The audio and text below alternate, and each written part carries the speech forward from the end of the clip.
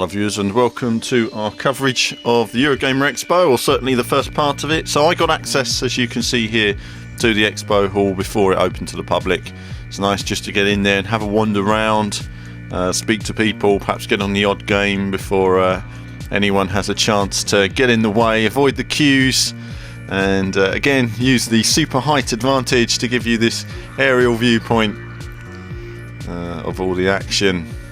Gran Turismo 6 there, Forza 5, PS4s, Xbox Ones, Drive Club, you can see it all there. Of course the McLaren P1, again, we seem to bump into each other so often, me and that P1, trying to give me a message there. And then a little tour around the back, as you can see here, all early in the morning. This was just, again, some off-the-cuff sort of photography I wanted to get for you guys. Just seeing everybody testing all the machines before they're open to the public. Need for Speed guys there, we'll have a little bit of coverage on that finally. Only a little bit, mind you. I'm going to see if we can get some more coverage at a later date. Filming wasn't necessarily allowed, but there wasn't a no filming sign on that, I'll point out.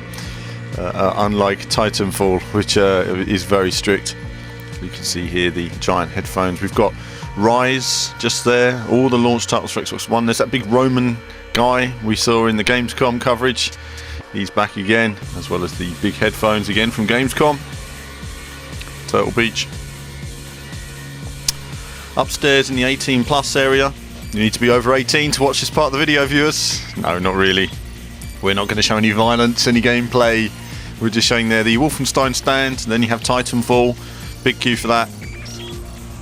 You listen to wireless headphones, they tell you how to play the game, because obviously most of us won't be able to play it if we didn't know how to jump on there. And EA staff there, as we're looking at Battlefield 4. 32 Battlefield 4s set up on Xbox Ones, all on Xbox Ones. Very impressive. We'll talk about that in a later video. I'll be back at the Expo filming a bit more there tomorrow. So I was just wandering around, getting some footage there. There they all are.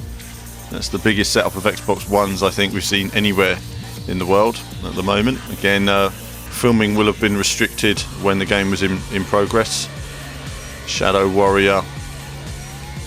Again, PC gaming action. What's that? Dying Light. Interesting. And you can see the show floor again, all before it opened. So it's a nice tour of the whole show I had before it opened to the public, while they were getting all the games up and running.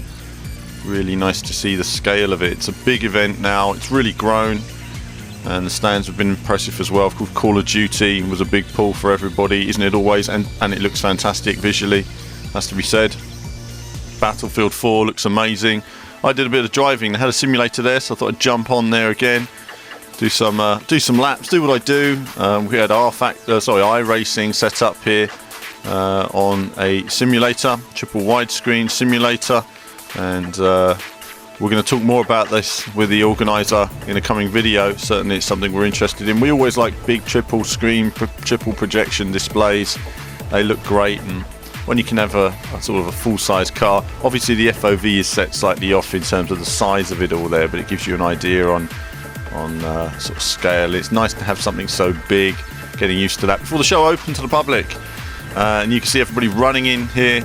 Absolutely mayhem. There was they were giving away £200 or £190 special edition Call of Duties with a camera for free.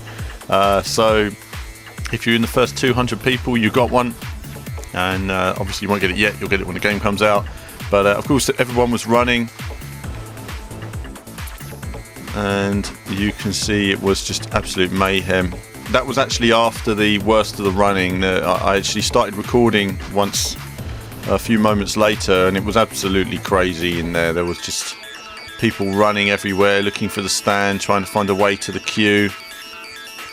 Absolute mayhem and excitement though. It shows the passion of gamers.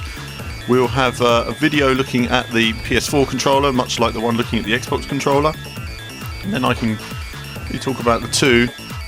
That's going to be up again in the next day or so, looking at the triggers, giving you nice detail on the pad, every angle, before some Drive Club action. This time I had a bit more time to settle down and really enjoy it, put in some laps, and really sort of improve my time. And you can see here I'll be going a lot quicker in my lap times. Really pushing hard this time in putting some good laps in. For a quick look at Need for Speed. Oh goodness, head-on collision there. Didn't know where I was going on this demo, but there will be a terrible demo from me on Need for Speed. Graphically though, I think it's quite nice. He's got loads of detail in it. Cars look great. There's some cool motion blur effects, but again, I'll go into all of that once I actually show the game video itself. Before going into the conferences, there are many conferences taking place at Eurogamer. Developers showing off their new games, and of course Phil Harrison was there showing the new Xbox One range, much like the presentation you'll have seen at E3. Of course, he was on stage going through that, and of course next we see an introduction to Forza 5. Yes.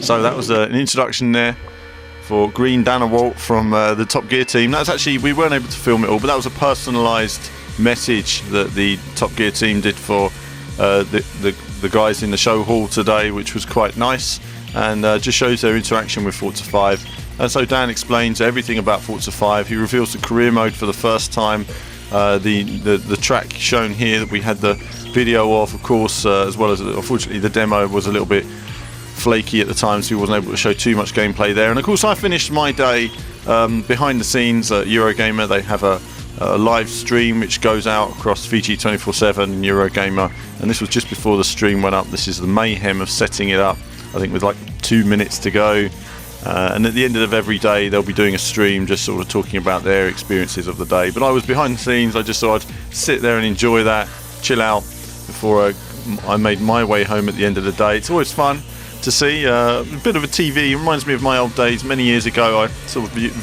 viewer mentioned it the other day, GamerWeb, the show I was on some 10 years ago now, and it kind of reminded me of our experience on there. Unscripted gameplay action, but they had a lot of fun on GTA 5, and of course they'll be covering the show all 4 days as well. So I'll be back there, short period, of course today, which is the Friday, and I'll be back there again on the Saturday, having a wander as well. So do say hello if you see me, and I'll be filming some bits and pieces and fulfilling any requests you may have. But that's it from me for now.